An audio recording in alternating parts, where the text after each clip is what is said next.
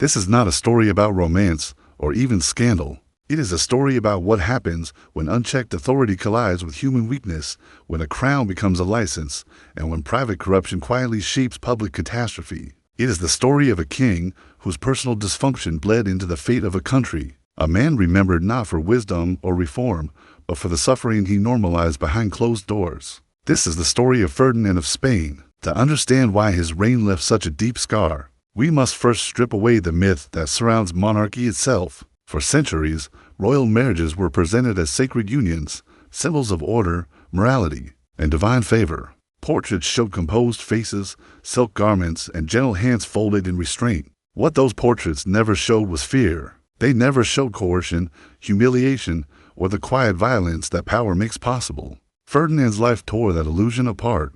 By the time he married his third wife in 1819, Ferdinand was already infamous among those who knew him closely. To the public, he was a restored monarch, returned to the throne after years of upheaval. To diplomats and physicians, he was something else entirely, a deeply disturbed man whose physical condition, emotional immaturity, and moral emptiness formed a dangerous combination. The young bride, Maria Josepha Amalia of Saxony, had no understanding of this world. She had grown up sheltered to the point of naivety, taught that purity was survival and ignorance was virtue. When she entered the Spanish court, she entered a place where neither protected her. That night, when Ferdinand approached her, she reacted not with hesitation, but with terror. Witnesses later described panic so overwhelming that her body betrayed her completely. The king, faced not with submission, but with fear, responded not with restraint, but with disgust and rage. He left her alone, humiliated, trembling, and ashamed, as though she had committed a crime rather than survived one. That moment became legend, not because it was unusual, but because it was documented. And that is what makes this story so unsettling. This is not rumors stitched together centuries later. It is supported by letters, medical reports, diplomatic correspondence, and court testimony. Too many independent sources agree for it to be dismissed as exaggeration. What emerges from these records is not just a personal tragedy, but a psychological portrait of a man unfit to hold power. Ferdinand's problems did not begin with this marriage. They followed him from adolescence. From his earliest relationships, there were signs of profound confusion and dysfunction. His first marriage, arranged when he was still a teenager, remained unconsummated for nearly a year. Reports from the time describe awkwardness, fear, and an inability to navigate intimacy without instruction. Eventually, clergy were brought in to explain what should never have required explanation. Even then, the relationship ended in disaster. His first wife suffered repeated miscarriages and died young.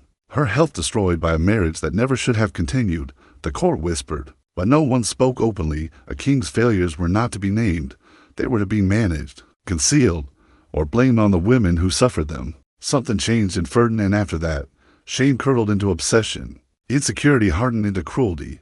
The man who once failed to perform learned instead to dominate, not through affection, but through force, status, and fear. When Ferdinand returned to absolute power after the defeat of Napoleon, Spain hoped for stability. What it received was decay. By day, the king ruled through repression. Liberal thinkers were imprisoned or executed. Institutions stagnated. The empire unraveled. Overseas, by night, Ferdinand pursued indulgence with the same recklessness he showed in governance. He sought out places where resistance was impossible, where women were bought, silenced, or dependent. Witnesses later described his habits not as private vice, but as ritual. He surrounded himself with enablers, young aristocrats who shared his moral emptiness, and together they treated suffering as entertainment. The most disturbing detail is not the behavior itself, but what it symbolized. Ferdinand collected proof, not trophies of conquest and war, but physical evidence of domination in private life. Items cataloged with names and dates, moments of irreversible harm reduced to records. This was not desire, it was control, the need to document power over another human being. Patterns emerged. After political crackdowns, the collection grew. Violence in public life mirrored violence in private spaces.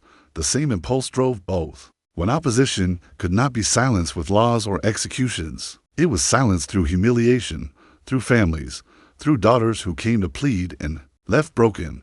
This is how personal pathology becomes national trauma. And still, Ferdinand failed at the one task monarchy demanded above all else, producing a legitimate heir. His second marriage ended in one of the most harrowing medical tragedies of the era. During a complicated childbirth, doctors were forced to choose between mother and child. Ferdinand chose the child without hesitation. The child did not survive. The mother did not either. She died conscious, in agony, sacrificed to a future that never came. There was no remorse, only urgency. Another wife would be found. Maria Josepha, the terrified girl from the wedding night, remained childless despite years of marriage. She resisted in the only way she knew how: prayer, withdrawal, refusal. When persuasion failed, Ferdinand appealed not to compassion, but to authority. He involved the church, letters were exchanged, religious duty was invoked to override personal fear. Eventually, she yielded not out of desire, but obedience. Accounts describe encounters stripped of humanity, eyes closed, prayers whispered, a body present, a soul absent. Years passed like this. No children came. When she died young, the court did not mourn.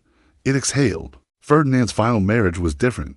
His fourth wife, Maria Cristina, understood the stakes. She approached the problem not emotionally, but strategically. With medical intervention and careful management, she succeeded where others had failed. An heir was born, then another. But even this apparent victory carried consequences. To secure his daughter's claim, Ferdinand altered succession law, igniting a civil war that would tear Spain apart after his death. Hundreds of thousands would die, all of it traced back, in part, to a man's inability to reconcile power with responsibility. When Ferdinand finally died in 1833, there was no great mourning. His legacy was already written in blood, silence, and decay. What remained was discovered quietly, inventoried discreetly, and destroyed. Records of suffering burned to ash, names erased, stories lost, but not all of them. What history preserves is not just what happened, but what it meant. Ferdinand's life stands as a case study in how authority amplifies character, how weakness, when shielded by power, metastasizes, how private cruelty shapes public disaster. He is remembered not as a ruler, but as a warning, because monsters are not always born in darkness. Sometimes they are crowned. Sometimes they are defended by tradition. Sometimes they are enabled by silence. And sometimes their greatest damage is done far from battlefields, in rooms where no one is allowed to say no. This is the uncomfortable truth behind the polished image of monarchy, that behind silk and ceremony, there are human beings. And when those human beings are broken, the consequences do not remain private. They echo